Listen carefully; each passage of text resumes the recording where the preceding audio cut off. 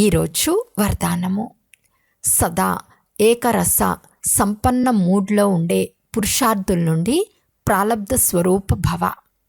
బాప్దాద వతనం నుండి చాలామంది పిల్లల మూడ్ చాలా మారిపోవటం గమనిస్తున్నారు. ఒక్కసారి ఆశ్చర్యంగా ఉండే మూడ్, ఒక్కసారి ప్రశ్నార్థక మూడ్, ఒక్కసారి కన్ఫ్యూజ్గా ఉండే మూడ్, ఒక్కసారి టెన్షన్, ఒక్కసారి అటెన్షన్ యొక్క ఉయ్యల.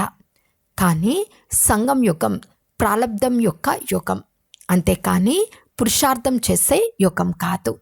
అందువలన తండ్రి గుణాలు ఏవైతే ఉన్నాయో అవే పిల్లల గుణాలు. తండ్రి స్థితి ఏదో అదే పిల్లల స్థితి. ఇదే సంగం యుగం యొక్క ప్రాలబ్ధం.